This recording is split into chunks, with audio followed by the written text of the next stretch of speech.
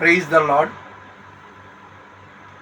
దేవుడు ఈ వీడియో చూస్తున్న నిన్ను, నీ కుటుంబంలో ప్రతి ఒక్కరిని ఆయురారోగ్యాలతో, శాంతి సమాధానంతో క్షేమంగా ఉంచాలని, మీ కోరికలన్నీ దేవుడు నెరవేర్చాలని కోరుకుంటూ, ఈరోజు మే 19వ తేదీ 2025వ సంవత్సరం సోమవారం, సుమారు మధ్యాహ్నం 12 గంటలు ఆ ప్రాంతంలో. ఈరోజు దేవుని వాగ్దానము కీర్తన 68:6. దేవుడు బంధింపబడిన వారిని విడిపించి వారిని వర్ధిల్లజేయును.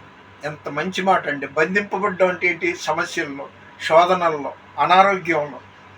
నా మట్టుకు నేను యథార్థం అందరి ఎదురుగా ఒప్పుకోవాలి. నిన్న మధ్యాహ్నం నుండి, అంటే 18వ తారీఖు ఆదివారం మధ్యాహ్నం నుండి ఈరోజు ఇంచుమించు ఎక్కువ శాతం నిద్రలోనే ఉన్నా. నేను నిద్రపోతుంది కాదండి, ఇప్పటికీ అడుగుతున్నా. ఎక్కువ ప్రార్థన చేసుకోవాలి, ఎక్కువ దేవునితో ఉండాలి, స్తుతులు చదువుకోవాలనేది నా కోరిక. మరి శరీరం సహకరించట్లేదో, వాతావరణ ప్రభావమో దేవునికే తెలియాలి.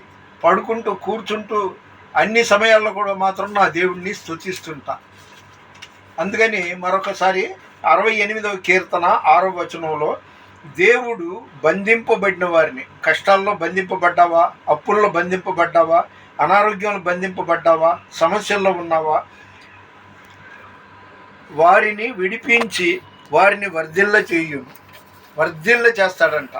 కాబట్టి మనం దేవునితో ఎక్కువ ఉందామండి. ఏదో మొక్కుబడిగా పొద్దున్న టిఫిన్ తిన్నాం, మధ్యాహ్నం భోజనం చేసాం అన్నట్టు కాదు. మన దేవుడితో సమానులు ఎవరు ఉన్నారు? అసలు లేరు. దేవుడు అంటే ఒకే ఒక దేవుడు, ఆయన లోకరక్షకుడు యేసుక్రీస్తు ప్రభువే. సమానులెవరు ప్రభో, నీ సమానులెవరు ప్రభో,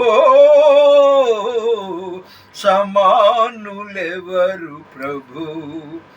సమస్త మానవ శ్రమానుభవము సహించి వహించి ప్రేమించగలని సమానులెవరు ప్రభు, నీ సమానులెవరు ప్రభో,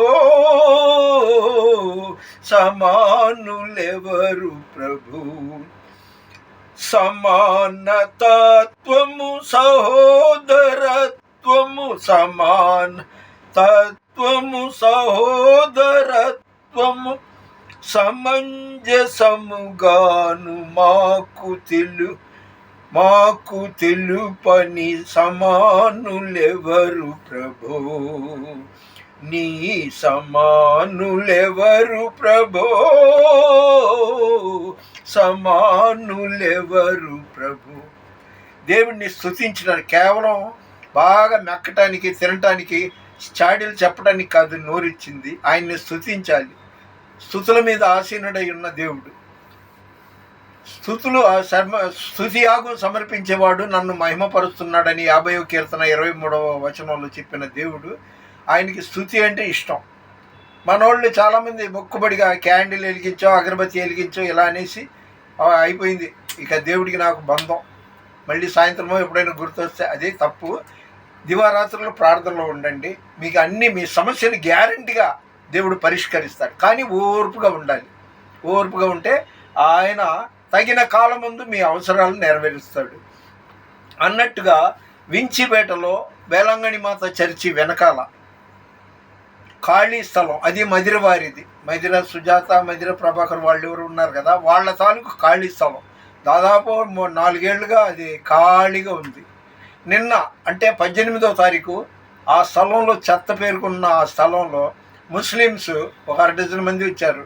ఒక 5-6 మంచి బలమైన పొట్టేళ్ళని తీసుకొచ్చి అక్కడ కట్టారు. సరే, అది ఏదైనా బలిపట్టానికో 4 రోజులు పెంచడానికి అక్కడ అద్దెకి తీసుకున్నారేమో అనుకున్నాం.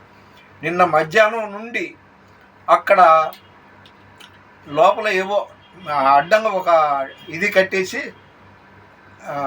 అదేంటి ఒక కవర్ లాంటిది కట్టేసి లోపల ఏవో చేస్తున్నారు. అంటే రాత్రి తెల్లారులు కరెంటు ఏర్పాటు చేయడం అన్నీ చేశారు. మరి నాకు సందడే ఉంటుందో ఇక ముందు వాళ్ళ వల్ల ఇబ్బందులే ఉంటుందో దేవునికి తెలుసు. అయితే వాళ్ళు నిన్న నాతో బాగా మాట్లాడారు. నేను ముస్లిం అనుకుని సలాం అలైకుం క్యా తుమారా గరి ఆంచి అని అడిగారు. హౌజీ మేరా బేటా ఉప్పర్ రతా హై అని చెప్పాను. అన్న తర్వాత ఏదో 2 ముక్కలు మొక్కుబడికి మాట్లాడారు. మీరు ఎక్కడో ఉంటారేమో అనుకున్నాను, ఇక్కడే అన్నమాట అన్నారు. నేనేం అడగల, మీరు ఇక్కడ వ్యాపారం చేస్తున్నారా లేకపోతే గొర్రెల్ని పెంచడానికి తీసుకున్నారా, ఏం అడగల. ఎందుకంటే ఊళ్ళో కబుర్లు ఉడతకెందుకు, అది సంగతి. మీరు మాత్రం దయచేసి ఎంత కఠినమైన సమస్యలో ఉన్నా కూడా ఓర్పుగా, అది రోమా 12:12లో ఉంది, శ్రమయందు ఓర్పుతో మనం ప్రార్థన చేస్తే ఆయన ఖచ్చితంగా వినే దేవుడు, చూసే దేవుడు, ఇచ్చే దేవుడు. కాబట్టి మీరు ఎప్పుడు దేవుణ్ణి, ఆ దేవుడి పేరు నజరేయుడైన యేసుక్రీస్తు ప్రభు, ఆయన్నే యెహోవా అంటాం, ఆయన్నే పరిశుద్ధాత్మ అంటాం, ఆయన్నే త్రియేక దేవుడు అంటాం. కాబట్టి దేవుడిని ధ్యానించండి, రూపాయి ఖర్చు పెట్టమాకండి, మీ హృదయాన్ని ఆయనకు అర్పించండి. మీరు ఏ కులం ఏ మతం అయినా పర్వాలా, ప్రయాసపడి భారం మోసుకొని చిన్న సమస్త జనులారా నా యొద్దకు రండి, నేను మీకు విశ్రాంతిని కలగజేతునన్నాడు.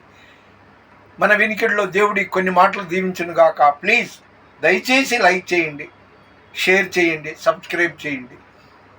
మన వినికిడిలో దేవుడి కొన్ని మాటలు దీవించును గాక. దేవుని పరిచర్యలో మీ రత్నం ఫ్రాన్సిస్. God bless you. ఇది చిత్రీకరించిన బిడ్డను దేవుడు సమృద్ధిగా దీవించును గాక. ఆమేన్.